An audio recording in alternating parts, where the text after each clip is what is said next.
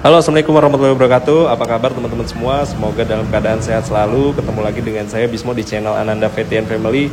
Kali ini kita akan kasih tips bagaimana cara merawat PCX 160 supaya tetap awet dan performanya juga tetap oke ya teman-teman. By the way, kita sekarang lagi ada di daerah Pamulang, Tangerang Selatan, dan ini hari Sabtu, jadi jalanan tuh agak lumayan padat ya teman-teman.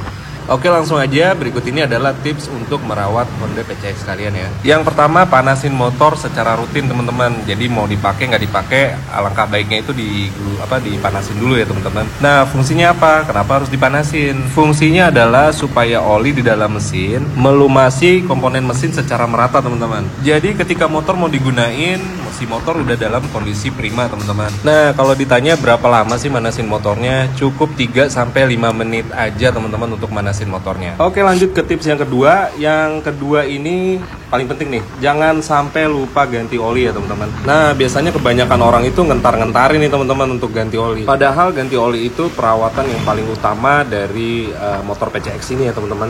Tapi bukan hanya di motor PCX ini aja ya teman-teman. Dari motor-motor lain pun pergantian oli itu paling penting ya. Karena apa? Namanya oli itu menjaga kesehatan serta performa mesin teman-teman. Jadi jangan pernah ngentar-ngentarin untuk pergantian oli.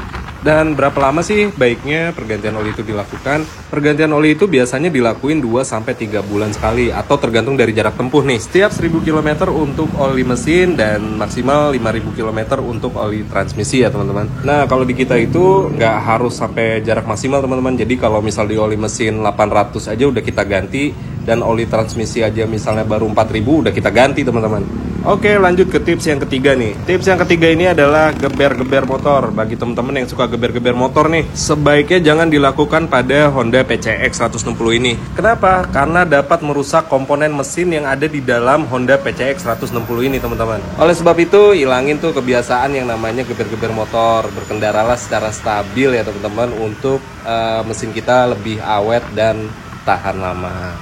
Oke, lanjut ke tips yang keempat. Tips yang keempat, jangan lalai isi bensin ya teman-teman. Karena nggak sedikit orang yang ngegampangin namanya isi bensin. Berpikir bahwa bensin masih ada, masih cukup lah, oh nanti aja lah. Padahal dampaknya besar untuk jenis motor matic injeksi seperti ini teman-teman. Karena ketika kita kehabisan bensin, selain mogok itu juga dapat merusak komponen-komponen mesin yang ada di dalam motor injeksi seperti ini teman-teman.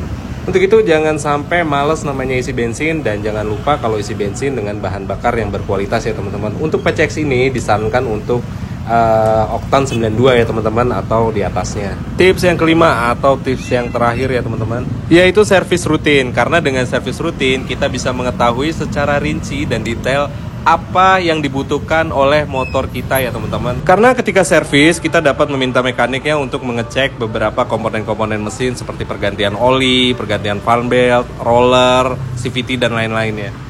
Oke teman-teman, itulah 5 tips cara merawat Honda PCX 160 ini supaya Honda PCX 160 kita tetap awet dan performanya tetap terjaga ya teman-teman.